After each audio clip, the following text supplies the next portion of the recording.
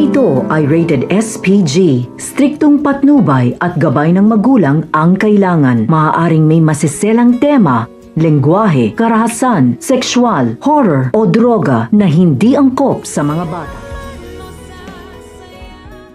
Sobrang kaba ang naramdaman ni Neresa nang bigla siyang pinaghuhuli ng mga pulis at nagulat nang pinagsabihan na ang kanyang sasakyan ang isa sa mga ebidensya na magtuturo sa paglutas ng kaso tungkol sa pagkawala ni Don Pepe. Ngunit dahil kaagad siyang inabisuhan ni Moira ay nakapag-isip ito ng palusot at sinabing hindi siya ang gumamit ng kanyang sasakyan sa oras na nawawala ang matanda. Labis naman na nanlumo si Giselle dahil buong akala niya ay malalaman na nila kung sino ang nasa likod ng pagpapakidnap sa kanyang pinakamamahal na ama. Samantala, nalaman ni Moira ang mainit na palitan ng salita ni Zoe at Justine, kaya uminit naman ang ulo nito sa anak ni Giselle. At naalala na hindi pala sapat ang kanyang ginawa na sinubukang pag-awayin sina Lynette at Justine, at dinamay niya rin si Annalyn. Kaya isasama na rin niya ito sa kanyang plano na patahimikin na rin si Justine at para mapunta na kay Zoe ang buong Apex. At dahil nabigo na tuluyan si Don Pepe at hinigpitan ang bantay ng matanda para siguraduhin hindi na siya makakalusot, ay nag-isip na naman ito ng panibagong plano.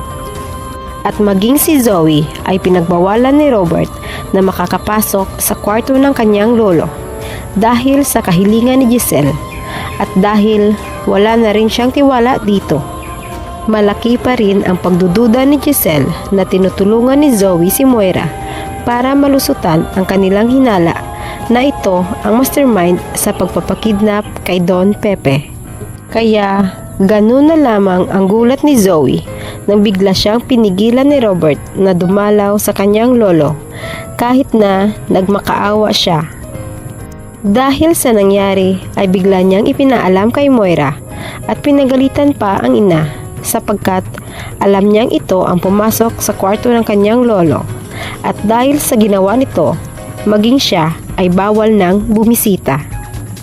Sa kabilang banda, naikwento ni Annalyn kay Doc Lendon na parang biglang bumait si Zoe sa kanya dahil pinaalalahanan siya nito na huwag masyadong magtiwala kay Justine at naamoy ni Zoe na may tinatago ito sa kanila kung bakit bigla itong nagpakita sa ina.